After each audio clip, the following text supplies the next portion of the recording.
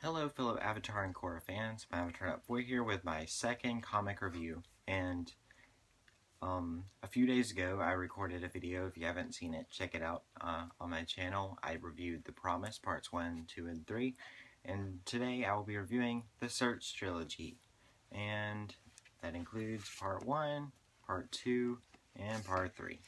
And overall, let me just start by saying this is probably my favorite comic trilogy of the three that has been released so far.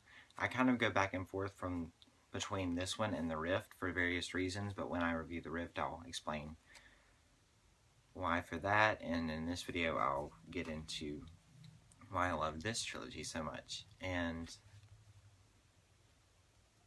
yeah, so there hasn't been any recent Avatar news, so I'll finish up my comic reviews and talk about what we know about the new trilogy coming out this September,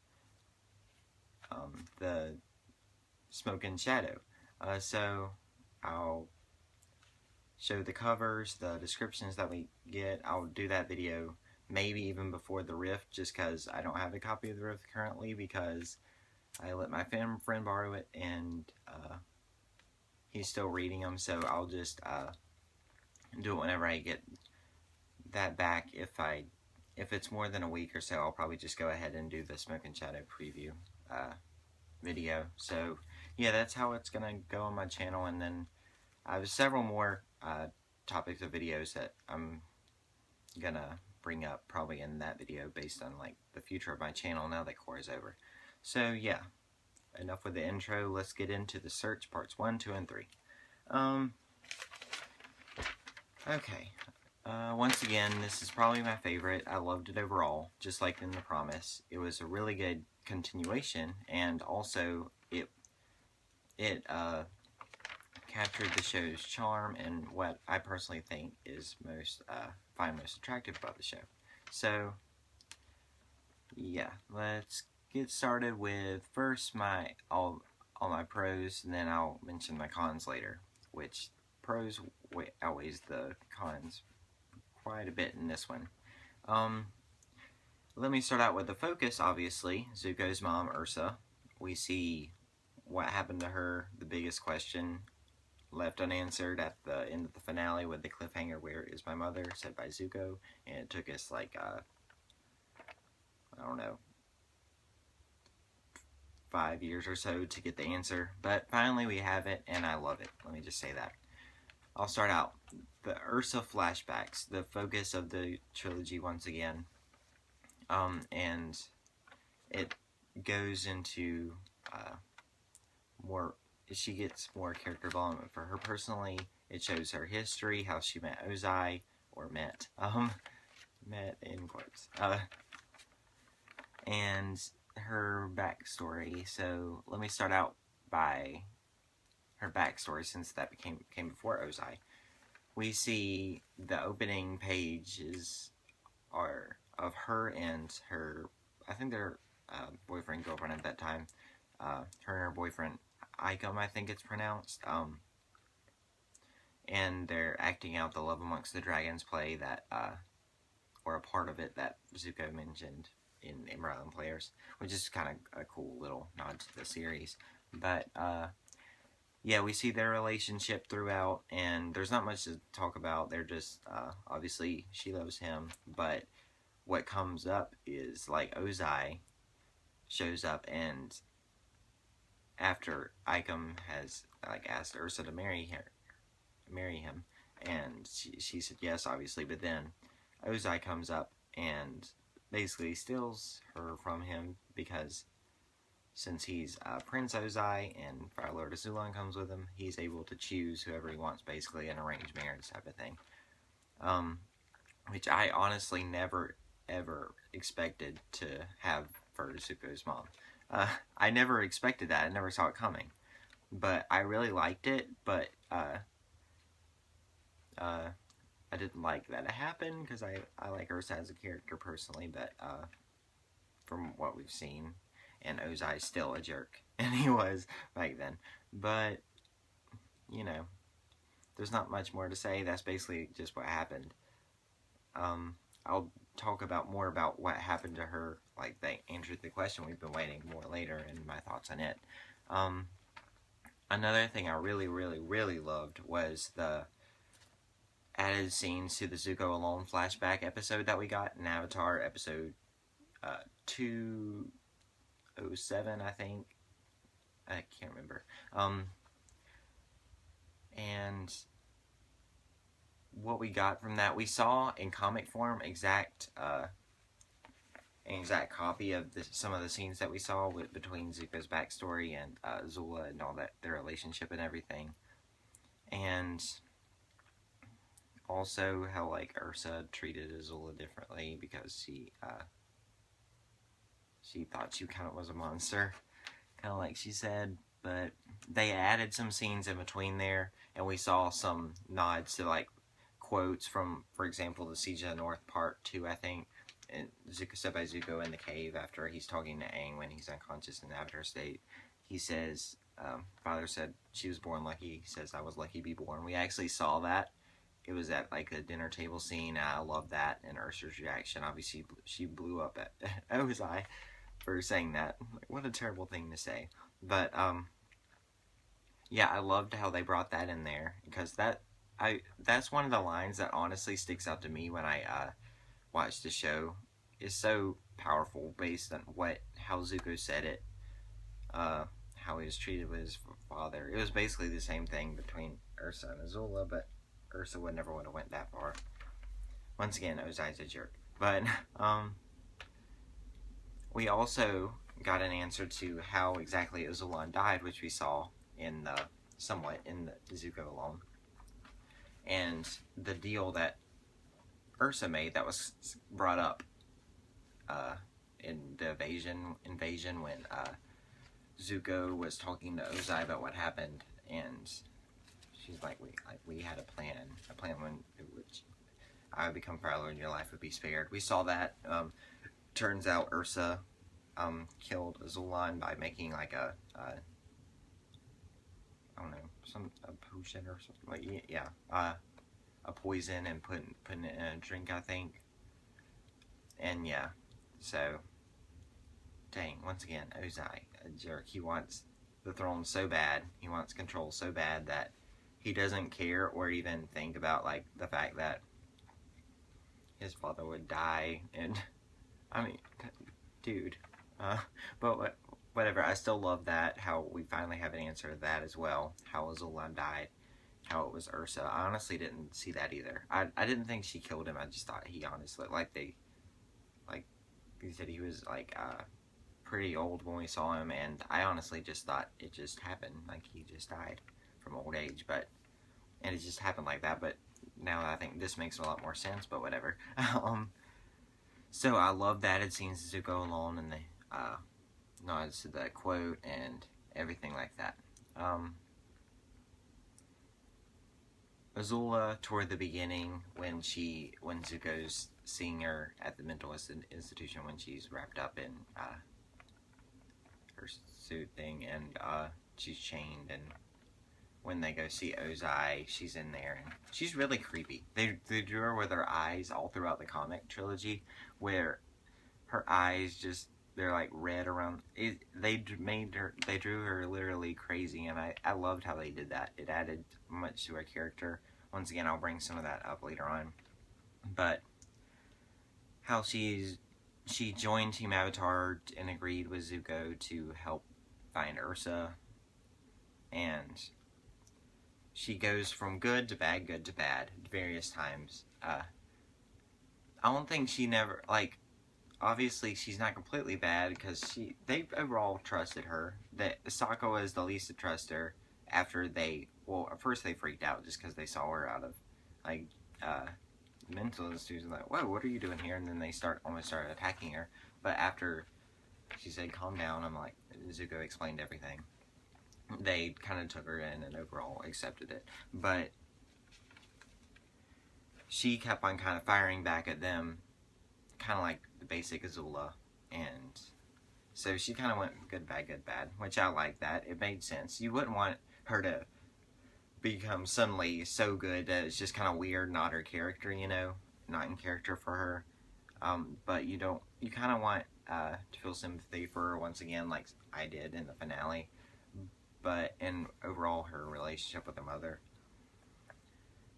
So yeah, I loved how they use Azula in the search for the most part, and Katang took less time, unlike in The Promise, which it was a big focus overall with all the sweeties. Like I said in the previous video, I'm a big Katang shipper, and I love it. But I think it's not about them this time. That was kind of just something for the fans. It could have been the only trilogy. It was kind of just a continuation. This, we still see a few things where they're hugging or, like, you know, I think they kissed one or two times. He mentioned she's his girlfriend, all that stuff. I love that still. But it took kind of a backseat, which was good. Because it needed to. It wasn't really a focus in the story that needed to be told. So, another thing, sympathy for Zula, once again. All the Ursa hallucinations, once again, how they drew her. Ursa keeps on popping up in her head, like, I love you, Azula, I really do. Kind of like in the Susan's Comet finale when she cut her hair and she started really losing her mind mentally. And anyway, yeah, I just felt sorry for her still, and even more now. Because she's trying to be good, she's kind of bad, she keeps on backfiring because of that, and yeah. So, interesting spirit world stuff. I loved how they involved her story, which I'll get into in a minute, with the spirit world, the spirit stuff. I never would have expected that, honestly. I honestly, well, I won't say that right now. I'll do that based on my overall thought of Zuko's mom, since it's a big topic in the Avatar fandom, and it took us 5 years to find out. They used the wolf spirit. I love that design. The faces in the Forgotten Valley or Forest, mostly in parts 2 or 3. That was just kind of weird, but I kind of liked it because spirit world stuff, as we've seen in Korra, is supposed to be kind of weird and quirky. So I like that. Once again, art and design type of thing, and how they used it in the comics without making it too weird or too kind of. They did the right amount of it, in my opinion. And the mother of faces, once again, I'll bring her up. I love that character, the mother of Ko, which is awesome. And Ko's like a fan favorite, apparently, so the fact that they mentioned him was pretty cool. Once again, I'll get more into her character and the role she played in Ursa's story overall later. But now I'll go into the cons. Some of these are minor, some of them are kind of pros / cons, but I put on the cons list just because I didn't overall like completely like them. So, and I wanted to have a solid pros and cons list this time, so I tried that. One thing that I really didn't like was the unnecessary cliffhanger to part 1, which a long time ago, but when we got just part 1, back like around Korra Book 2, I made a video based on what I thought overall of that one. And at the end you see a shock. There was a shock in the fandom, and it seems as if Zuko really isn't Ozai's son. And everyone obviously kind of freaked out, like, they're changing the show. It honestly didn't bother me. But now, it turned out to be fake. It was just like a fake note. And it was just kind of like, okay, I guess they just didn't want to do that to make the fandom crazy until the second part. Look forward to it even more. See what happened. Is he actually Ozai's son or not? Is he Ikam's son? But whatever. Yeah, I honestly, it was really unnecessary, especially toward the end where we found that it wasn't. I was just like, okay, what was the point of that? I guess once again, just a cliffhanger. But and no Toph really. No, or actually, I don't think at all. It makes sense. Once again, it's kind of a pro and con. I love Toph as a character, and as much as it was more of a con in The Promise, her side of things with the metal bending school, in comparison to what else was going on with Aang and Zuko and the Earth King, I still liked it, and they didn't have her at all, but not that I remember anyway. But once again, it makes sense because this isn't her focus, and she gets a lot of focus in like on herself in the Rift, which is one of the reasons I like it so much. So yeah, and Azula running off in the end. Now, this is kind of a pro and con, but like once again, I felt sorry for Azula. We're supposed to get the vibe from the comic, which they did really well, that she was really going crazy after she found out the truth about her mother. They found her mother. She went really crazy and almost tried to kill her in a way. I think she actually did. She got pinned her against the wall and like was getting ready to firebend at her or shoot lightning at her, and Zuko stopped her, but and then she just kind of ran off. I wanted a more, like, I'm sure obviously they're not just going to leave us there with Azula just running off. We need to know what happened, maybe in the Smoke and Shadow, since it's kind of fire focus. I hope so, but I think they could have done something else other than just her running off. But once again, it was really powerful in my opinion how she just ran off and showed how crazy she was once again. And Ursa's new family, over like with Icum and their kid, overall, they're not that big of a deal because they're just minor characters, especially Ursa's not really, but the other ones. If we never get any information on them, it'll be really kind of just because now they're kind of in Smoke and Shadow. The preview that we've gotten the first 12 pages, I think. We saw them. They were back. They're obviously going with Ursa now, so I guess we're going to be seeing more of them. But as of right now in the search, since I'm grading the search, it was just kind of like, okay. I honestly didn't really care if she had a new family, honestly. Icum, I understand, and once again, she forgot her memory, so, you know. But overall, that's kind of a nitpicky little tiny thing. So, yeah, overall, what I think of the Ursa story. I loved how they continued it with that after that terrible cliffhanger that they left us on in the with the "Where is my mother" line from Zuko in the finale. We're just like, what? And then it took us like 5 or 6 years to get the answer, but we finally have it, and I love it, love it, love it, love it.